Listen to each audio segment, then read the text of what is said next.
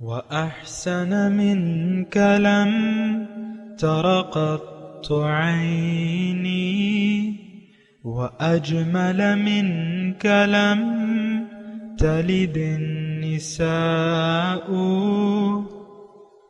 خلقت مبرأ من كل عيب، خلقت مبرأ من كل عيب، كأنك قد خلقت كما تشاء. كتاب أنزلناه إليك مبارك ليدبروا آياته وليتذكر أولو الألباب. یہ کتاب برکت والی ہے جسے ہم نے آپ کی طرف نازل فرمایا ہے تاکہ دانش مند لوگ اس کی آیتوں میں غور و فکر کریں اور نصیحت حاصل کریں۔ اللہم صلی علی سیدنا محمد وعلی آل سیدنا محمد بعدد کل ذرۃ مئۃ الف الف مرۃ۔ سامعین و ناظرین کرام، السلام علیکم ورحمۃ اللہ وبرکاتہ۔ سامعین کرام، سورہ توبہ آیت نمبر 115 اور 116، درس نمبر 845۔ آج کا سبق، آج کا موضوع ہمارا دوست اور مددگار کون، اس کے ساتھ آج کے سبق کا آغاز کرتے ہیں۔ سب سے پہلے گزشتہ سبق کا اعادہ ہوگا۔ اعوذ باللہ من الشیطان الرجیم۔ پناہ مانگتا ہوں میں اللہ کی شیطان مردود سے۔ بسم اللہ الرحمن الرحیم۔ شروع اللہ کے نام سے جو بڑا مہربان نہایت رحم والا ہے۔ ما كان للنبي والذين آمنوا أن يستغفروا للمشركين ولو كانوا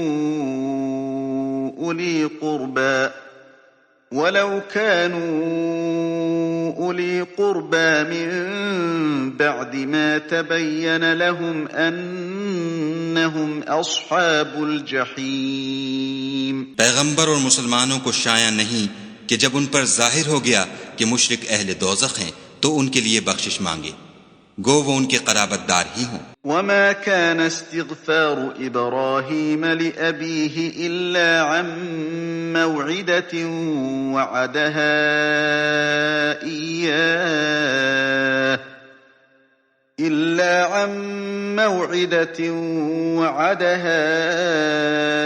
إياه فلما تبين له أنه عدو لله تبرأ منه إن إبراهيم لأواه حليم۔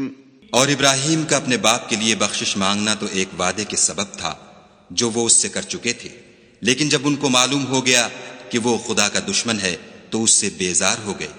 کچھ شک نہیں کہ ابراہیم بڑے نرم دل اور متحمل تھے۔ سامعین کرام، سورہ توبہ آیت نمبر 115۔ وما کان اللہ لیضل قوما بعد اذ ھداھم۔ اللہ تعالیٰ ایسا نہیں ہے کہ کسی قوم کو صحیح راستہ بتلانے کے بعد گمراہ کر دے۔ حتیٰ یتبین لہم ما یتقون، جب تک ان پہ واضح نہ کر دے وہ چیز جس سے انہیں بچنا چاہیے۔ ان اللہ بکل شیء علیم، بے شک اللہ تعالیٰ ہر چیز کو جاننے والا ہے۔ ان اللہ لہ ملک السماوات والارض، بے شک تمام زمین و آسمان کی بادشاہی اللہ ہی کی پاس ہے۔ یحیی و یمیت، وہی زندہ کرتا ہے اور وہی مارتا ہے۔ ما لکم من دون اللہ، اور نہیں ہے اللہ کے سوا تمہارے لیے من ولی، کوئی دوست یا مددگار۔ سامعین کرام، مضمون، آج کا مضمون اور گزشتہ مضمون، یہ تمام ایک ہی مضمون کا سلسلہ چلا آ رہا ہے، اور مضمون شروع ہوا تھا آیت نمبر 111 سے۔ ان اللہ اشتری من المؤمنین انفسهم واموالهم بان لهم الجنہ، مومنوں سے اللہ تعالیٰ نے ان کی مال و جان کا سودا کر لیا ہے، عوض میں ان کو جنت دی ہے۔ اب وہ کریں گے کیا، کیسے زندگی گزاریں گے، یہ سارا اللہ تعالیٰ نے ہمیں بتا دیا۔ ان کی صفات کیا ہوں گی، کس چیز کو کرنا ہے، کس چیز سے بچنا ہے۔ اور پھر جو آیت نمبر 113 تھی، ما کان للنبی والذین آمنوا ان یستغفروا للمشرکین، شرک کا تذکرہ تھا اور دعائے مغفرت کی بات تھی۔ اور دیکھیں تھوڑا سا اگر میں آپ کی توجہ دلاؤں تمام مضمون کو، یعنی اللہ تعالیٰ کی توفیق اور اس کے فضل سے یعنی مربوط کرنے کے لیے میں آپ کو یہ بتا رہا ہوں کہ جو مال و جان کا سودا مومن کر لیتا ہے تو اسے اب اللہ کی مرضی کو اختیار کرنا ہوتا ہے۔ مختصر بات میں آپ کو بتا رہا ہوں، زندگی اللہ کی مرضی سے گزارنی ہوتی ہے۔ اور آج کا جو سبق ہے وہ بھی اللہ تعالیٰ فرما رہا ہے کہ میں نے، دیکھو اے مومن، تم نے مجھ پر اپنا مال و جان بیچ دیا، میں نے سودا قبول کر لیا، اب تمہاری مال و جان کا اختیار میرے پاس ہے، اب تم ہدایت یافتہ ہو، میں تمہیں ہدایت دوں گا اور تم میری ہدایت کے مطابق زندگی گزارو گے۔ آج کا جو سبق ہے تھوڑا سا مطلب میں کوشش کرتا ہوں کہ مطلب یہ جو سپیڈ ہے کم کر لیتا ہوں، اور خاص طور پہ میں آپ کو دوبارہ متوجہ کر رہا ہوں کہ اس ترجمے کی طرف، ما کان اللہ لیضل قوما بعد اذ ہداہم حتی یبین لہم ما یتقون۔ اللہ تعالیٰ جب اس قوم کو ہدایت دے دے تو اس کو پھر گمراہ نہیں کرتا، گمراہی پر نہیں چھوڑتا، اور تمام حالات حتی یبین لہم ما یتقون، جس چیز سے بچنا ہے وہ ان کے سامنے وضاحت اللہ تعالیٰ فرما دیتا ہے۔ تھوڑا سا اس بات پہ غور کریں۔ دیکھیں ہم تو ہدایت کیا ہے ہم عام طور پہ تو اس سے واقف نہیں ہیں، لیکن ہونا چاہیے، واقف ہونا چاہیے۔ ہدایت یہ ہے کہ آپ زندگی اللہ کی مرضی سے گزاریں اور اللہ کو راضی کرنے کی بھرپور کوشش کریں، وہ کام نہ کریں جس سے اللہ تعالیٰ ناراض ہوتا ہے، اور صرف وہ کام کریں جو اللہ تعالیٰ کے جس کا اللہ تعالیٰ نے حکم دیا ہے، اور ان باتوں سے رک جائیں جس سے اللہ تعالیٰ نے روکا ہے۔ اب جو اس سے پہلے جو آیت تھی کہ ما کان للنبی والذین آمنوا ان یستغفروا للمشرکین، یعنی مومنوں اور نبی کی یہ شان نہیں ہے کہ وہ کسی مشرک کے لیے استغفار، دعائے مغفرت طلب کریں۔ اب یہ ایک بات نہیں کرنی تھی، اللہ تعالیٰ نے بتا دی اور خوب وضاحت کر دی۔ اور یہ آیت جو ہم نے آج پڑھی ہے، وَمَا كَانَ اللَّهُ لِيُضِلَّ قَوْمًا بَعْدَ إِذْ هَدَاهُمْ حَتَّى يُبَيِّنَ لَهُم مَّا يَتَّقُونَ۔ اللہ تعالیٰ ایسا نہیں ہے کہ کسی، یعنی دیکھیں ہدایت اللہ تعالیٰ کھول کھول کے بیان فرما رہے ہیں، اور دین آسان ہے۔ یہاں پہ میں رک کے حضور صلی اللہ علیہ وسلم کی ایک حدیث کا مفہوم بتاتا ہوں۔ حضور فرماتے ہیں الدین یسر سہلۃ بیضاء، دین آسان ہے، سہل ہے۔ سہل اترائی میں جو سفر ہوتا ہے اس کو کہتے ہیں، اونچائی سے نیچے کی طرف جو انسان آتا ہے خود بخود چلتا چلا آ رہا ہے، زیادہ کوئی زور کی ضرورت ہی نہیں رہتی، تو اور بیضاء روشن ہے۔ دین یہ ہے۔ ہمیں تو اس وقت یہ دین بڑا مشکل لگتا ہے، صاف بات یہ ہے۔ کامل نیکی کو اختیار کرنا، اللہ تعالیٰ کی مکمل اطاعت قبول کر لینا، اللہ کے سامنے سر جھکا دینا، یہ یعنی ایک بہت بڑا طبقہ ایسا ہے کہ وہ اس کام کو بہت مشکل سمجھتا ہے۔ نیکی کرنا اس کے لیے بہت گراں گزرتا ہے، اور برائی پر ہم لوگ آمادہ ہیں اور خوش ہیں۔ عام طور پہ ماحول یہ ہے کہ ہم لوگ برائی پر آمادہ بھی ہیں، خوش بھی ہیں، کر بھی رہے ہیں۔ نیکی کے کام ہمیں بڑے بھاری لگتے ہیں، بوجھ لگتے ہیں۔ یہ میں عام اس معاشرے کی بات بتا رہا ہوں، لیکن اس کی وجہ یعنی اگر آپ وجہ جاننا چاہیں تو اس کی وجہ یہ ہے کہ ہم نے دنیا کی زندگی پر دھوکہ کھا لیا ہے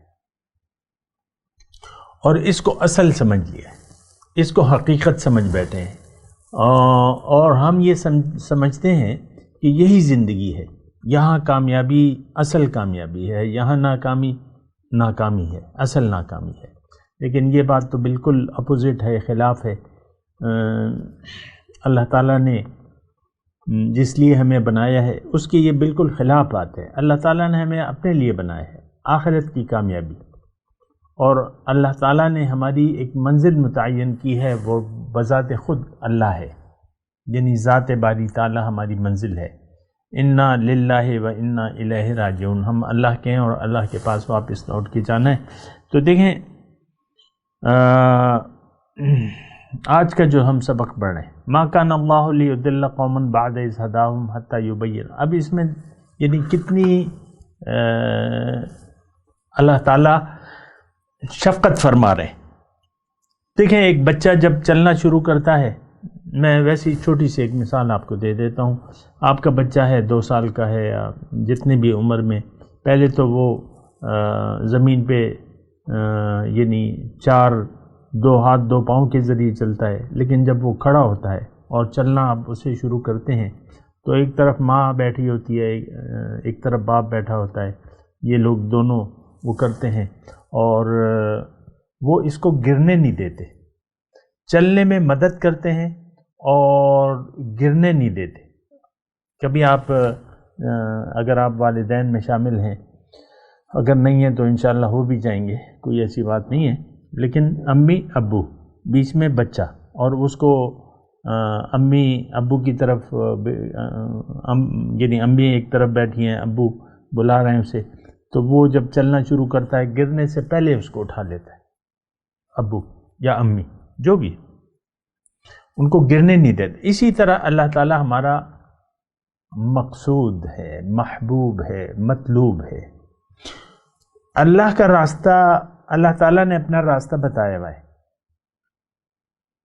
بہت حکمت والی بات ہے، اسے اگر آپ نوٹ کر لیں، اللہ تعالیٰ نے ہمیں اپنے لیے بنایا ہے اور ہمیں اپنا راستہ بتا دیا ہے۔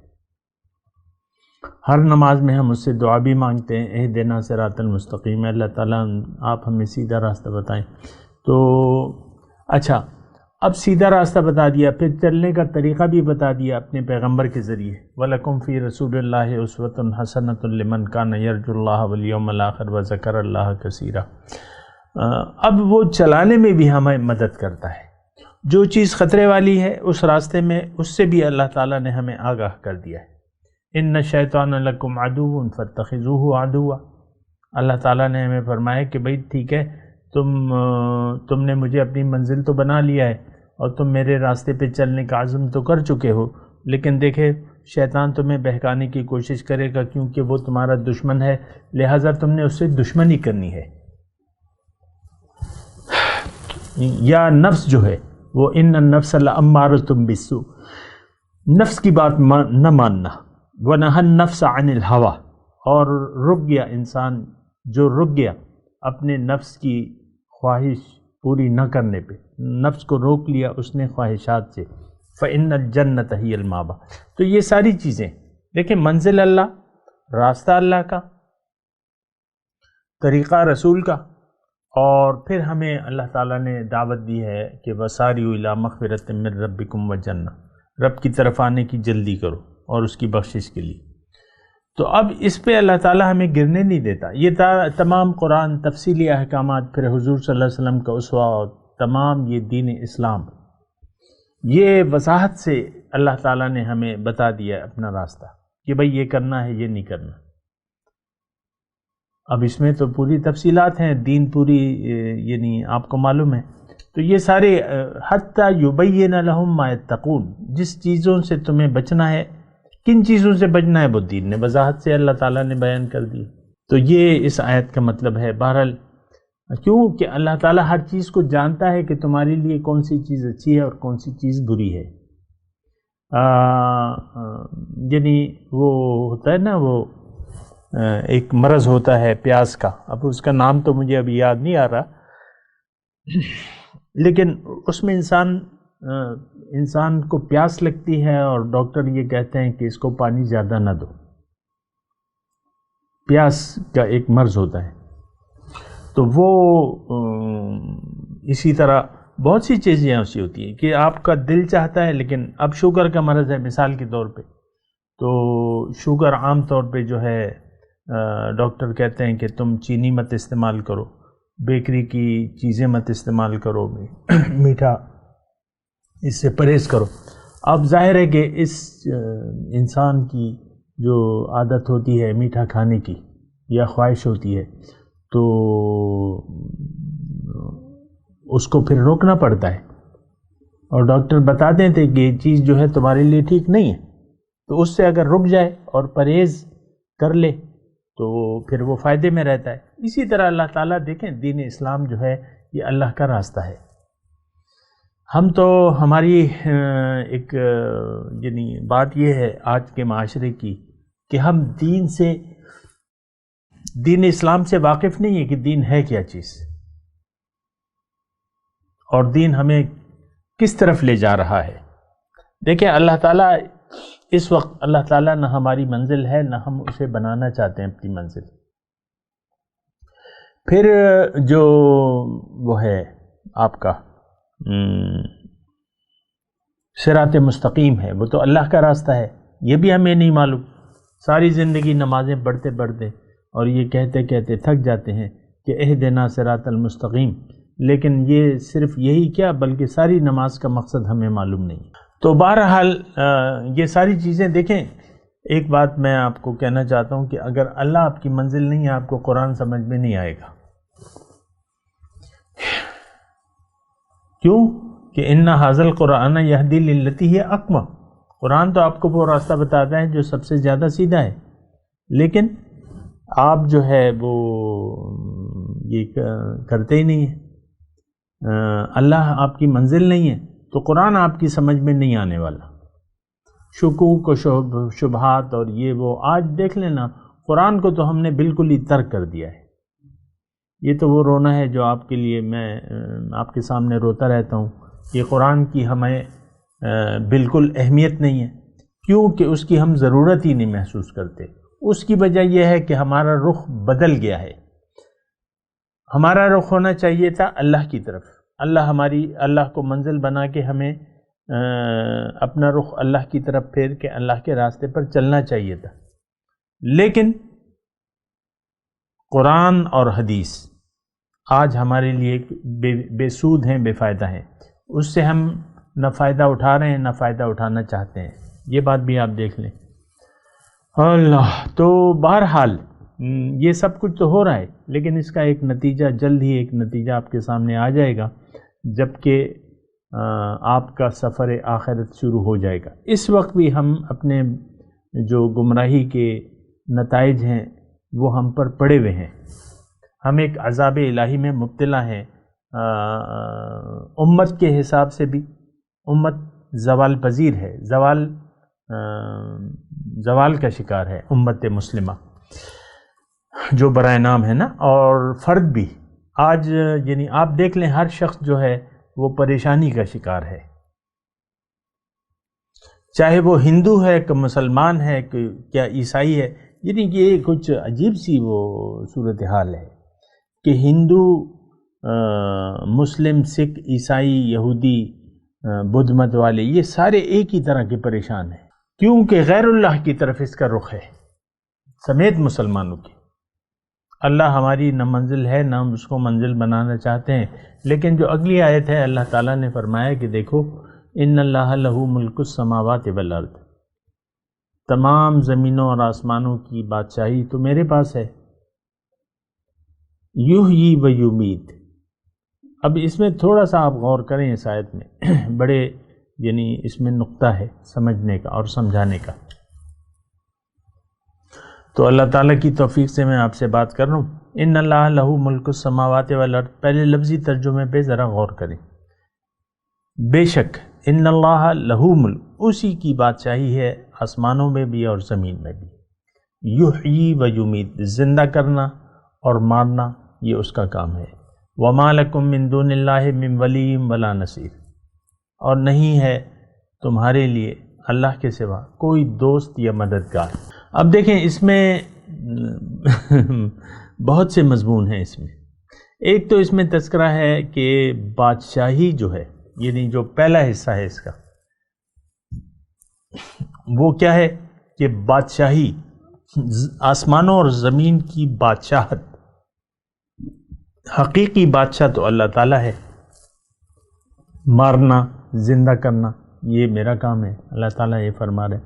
اب دیکھیں عقلی طور پہ آپ سوچیں تھوڑا سا کہ انسان بادشاہ کے سامنے سر جھکانے پہ ضرورت محسوس کرتا ہے، ہر طاقتور ہر فائدہ دینے والی چیز کے سامنے انسان جھک جاتا ہے۔ میں دنیا کی بات کر رہا ہوں، اللہ تعالیٰ کی جو ابھی یہاں بات ہے اس کی تو ہم بات کر لیں گے۔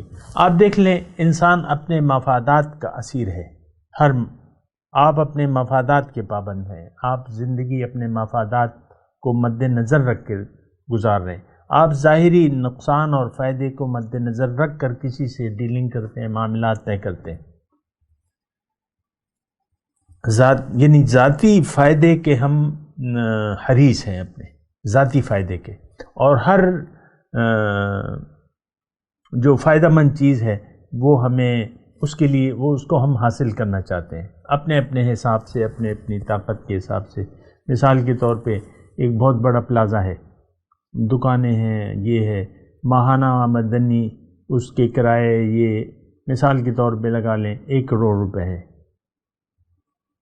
اور وہ 50 کروڑ روپے مانگ رہا ہے، اور مالیت اس کی 1 ارب روپے ہے۔ مثال کے طور پہ یہ بس یہ پیسوں کا کھیل ہے نا، تو ویسے ہی میں آپ کو کہہ رہا ہوں، مالیت 1 ارب ہے، 50 کروڑ میں بک رہا ہے، ماہانہ آمدنی اس کی 1 کروڑ روپے ہے۔ اب جس کے پاس پیسے ہوں گے تو وہ تو دوڑ کے اسے لے لے گا 50 کروڑ روپے میں، کیوں کہ اس کو پتہ ہے اس کی مالیت 1 ارب ہے، تو دوڑ بس لوگوں کی ایک دوڑ ہوگی۔ یعنی کوئی بھی چیز کہ آپ کو اب یہ سیل دیکھیں، ہمارے یہاں جو سیل لگتی ہے اور خواتین کے کپڑوں کی یا یہ برانڈز کی، تو پہلا دن بس خواتین طاق میں رہتی ہیں کب اشتہار لگے سیل کا، اور وہ دوڑے نہیں، کیوں؟ اپ ٹو 50% یا تمام سٹاک پہ 50% رہے تھے۔ اب یہ تو ہم یعنی میں سب دیکھیں، میرا کوئی خواتین و حضرات سے کوئی ایسا وہ نہیں ہے، لیکن میں انسان کی فطرت کی انسان لالچی ہے۔ آج پیسے کپڑے آدھی قیمت پہ ملیں گے تو وہ سٹور بھر جاتا ہے، سب دوڑ، رش ناؤ لکھا ہوتا ہے نا، رش ناؤ، جلدی کرو۔ تو اس طرح میں مثال دے رہا ہوں، ہر فائدے والی چیز کی طرف انسان متوجہ ہوتا ہے اور فائدہ حاصل کرنا چاہتا ہے۔ اب بادشاہ ہے، مثال کے طور پہ ایک بادشاہ ہے، اور پرانے زمانے میں ہوتے تھے بادشاہ، مثال کے طور پہ آج بھی یہی وزیر اعظم کے ذاتی ثوابدید کے فنڈز ہوتے ہیں، کروڑوں روپے کے، کروڑوں روپے وہ اپنی مرضی سے خرچ کر سکتا ہے، تو کوئی بھی اگر اس کے قریب ہو جائے اور اس کو خوش کر دے مثال کے طور پہ، تو کوئی اس کو وہ دے سکتا ہے پیسے جس کا کوئی آڈٹ نہیں ہوگا۔ تو لوگ ایسے ہیں، یعنی آپ دیکھ لیں وزیر اعظم آتے ہیں، وزیر اعلیٰ آتے ہیں، بہت بڑی بھیڑ ہوتی ہے، یہ سارے چمچے وغیرہ برے نہ سمجھے، کوئی ناراض نہ ہو، کوئی اگر ان کے قریب ہے، تو یہ انسان کی فطرت ہے کہ بادشاہ یا جو فائدہ ملنے کی امید ہو۔ آپ دیکھ لیں، یعنی یہ مضمون جتنا بھی میں پھیلاؤں گا اس میں ہمارے لیے عبرت ہی ہے۔ آپ دیکھ لیں سیاسی پارٹی ہیں، ان کے ورکر ہیں، آپ کے عمران خان ہیں، آج 2020 ہے اکتوبر کا، 2 سال ہونے والے ہیں، جب وہ اس میں نہیں تھے تو ان کا یعنی اندازہ یہ تھا کہ لوگ جو ہے ان کو آزمانا چاہتے ہیں، وہ بھی کہتے تھے ہم آخری امید ہیں، قوم کی آخری امید ہے، اس کے بعد کوئی امید نہیں ہے۔ بہرحال اس پہ بھی میں بات نہیں کرتا، لیکن لوگ جو ہے وہ کہتے ہیں میں ایک رات میں 10 لاکھ لوگوں کو اسلام آباد میں جمع کر لیتا ہوں۔ اب یہ 10 لاکھ لوگ جو تھے یہ تو ظاہری مفادات کے پیچھے دوڑ رہے تھے کہ ہم آج اس کو زندہ آباد کہیں گے، پروموٹ کریں گے، کل ہمیں ہزاروں مواقع مل سکتے ہیں فائدے کے۔ لوگ اپنی اپنی تصویریں اتار لیتے ہیں ایسے موقع پہ، پارٹی کے جھنڈے لے کے، یہ وہ، آپ کو پتہ ہے یہ سب آپ کے معاملات ہیں، میرا ان سے کوئی تعلق لینا دینا نہیں ہے، لیکن میں ویسے ہی کہہ رہا ہوں، یا ملک السماوات والارض، اچھا یہاں تو ان اللہ ہے، پھر علم تعلم، کیا تمہیں معلوم نہیں ہے، ایسا بھی آیا ہے۔ یہ خاص طور پہ یعنی اللہ تعالیٰ یہ بات فرماتے رہتے ہیں کہ دیکھو بادشاہی جو ہے میری ہے، مجھ سے تعلق قائم کرو، تم مجھ سے مانگو، میں دینے والا ہوں، بادشاہی میری ہے، اور دینے پہ وَأَنَّهُ هُوَ أَغْنَى وَأَقْنَى، اور وہ غنی بھی کرتا ہے اور بے شمار بھی دیتا ہے۔ ان اللہ یرزق من یشاء بغیر حساب، اللہ تعالیٰ دینے پہ آتا ہے تو بے حساب دے دیتا ہے۔ تو دیکھیں اللہ کے پاس، اللہ تعالیٰ خزانوں کا مالک نہیں، خزانہ بنانے والا ہے۔ اس میں فرق ہے نا، فرق ہے اس میں، یہ بات میں فرق ہے۔ ایک تو خزانے کا بنانے والا، خزانے کا مالک ہوتا ہے، ایک خزانہ بنانے والا ہے۔ تو اللہ تعالیٰ تو خالق ہے، خزانہ بنانے والا ہے، چیز بنانے والا ہے۔ تو پھر یہ ہے کہ وہ نہ ہونے سے ہونا پیدا کر دیتا ہے اور ہونے سے نہ ہونا پیدا کر دیتا ہے۔ ابھی ٹائم میرے پاس کم ہے، انشاءاللہ پھر بھی کبھی اس پہ بات کریں گے، کیونکہ آتی رہتی ہیں باتیں۔ تو ہر چیز پر قائم ہے اللہ تعالیٰ، یعنی قادر ہے۔ ان اللہ علی کل شیء قدیر کے الفاظ ہیں، ایک جگہ نہیں ہے قرآن میں، بار بار آئے کہ اللہ تعالیٰ ہر چیز پر قدرت رکھتا ہے۔ اب دیکھیں انسان کی فطرت تو ہے لالچی، مفاد پرست اور حریص۔ اب یہ اللہ تعالیٰ فرما رہا ہے کہ دیکھو بادشاہ تو میں ہوں، تم کہاں دوڑے جا رہے ہو، دینے والا تو میں ہوں، تم کہاں سے توقعات لگا لی ہیں۔ تو ہمارے نظر پہ اصل میں ایک دھوکے کا ہم شکار ہو گئے ہیں، ہم غیر اللہ کو میں طاقت دیکھتے ہیں، جبکہ غیر اللہ میں کوئی طاقت نہیں ہے۔ یہ بات نوٹ کر لیں، ساری طاقت، ان القوت للہ جمیعا، ساری قوت کا مالک اللہ ہے۔ تو بات یہ ہے کہ یہ دیکھنا چاہیے، سوچنا چاہیے کہ ہم کس طرف جا رہے ہیں۔ یہاں یہ خاص طور پہ یعنی اللہ تعالیٰ ہمیں اپنی بندگی کی طرف راغب کر رہا ہے کہ دیکھو ساری بادشاہی کا مالک تو میں ہی ہوں، زندہ کرنا مارنا میرا کام ہے۔ پھر یہ دوسری جو حصہ ہے، ما لکم من دون اللہ من ولی ولا نصیر، دوست بھی میں ہوں، مجھ سے دوستی کر لو، میں تمہارا دوست بن سکتا ہوں۔ دیکھیں دو دوست ہیں مثال کے طور پہ، اور دونوں جو ہیں کنگلے ہیں، دونوں کنگلے ہیں لیکن جگری دوست ہیں، لیکن ضرورت کے وقت دونوں ایک دوسرے کی مدد نہیں کر سکتے۔ لیکن اللہ جو ہے وہ تو خالق کائنات ہے، مالک کائنات ہے، تو اس کو تو اس کے پاس تو سب کچھ ہے اور ہر چیز پر قادر ہے۔ لوہے کو سونا اور سونے کو لوہا بنا سکتا ہے، سمندر کو خشک کر سکتا ہے، سمندر میں آگ لگا سکتا ہے۔ تو لیکن یہ سب کچھ، یہ القادر اللہ کی صفت ہے، قدرت رکھتا ہے، ہر چیز پر قدرت رکھتا ہے۔ تو اب دیکھیں انسان یعنی فطرتاً، یعنی اگر ہم اپنی نفسانی اس کو دیکھیں نا تو ہم حریص ہیں، لالچی ہیں، انسان جو ہے لالچی ہے، حریص ہے اور مفاد پرست ہے۔ تو یہ دیکھیں، کائنات کو دیکھیں، آپ کو پتہ چل جائے گا کہ خالق کائنات، مالک کائنات، القادر کون ہے، اور پھر دوست اور مددگار کون ہے؟ اللہ۔ تو بہرحال تھوڑی سی انشاءاللہ میری تسلی تو نہیں ہوئی ہے، ابھی وقت پورا ہو رہا ہے تو تھوڑی سی بات پھر بھی کر لیں گے۔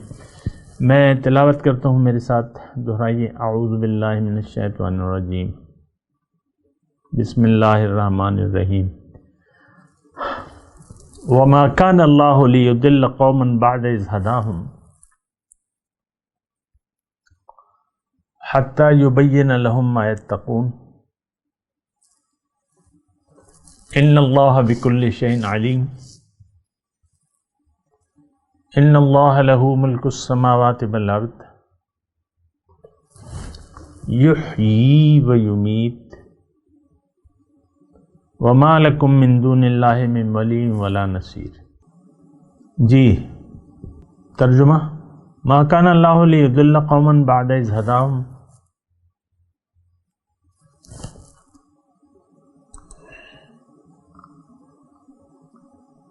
اللہ تعالیٰ ایسا نہیں ہے کہ کسی قوم کو ہدایت دینے کے بعد گمراہ کر دے، حتی یبین لہم ما یتقون،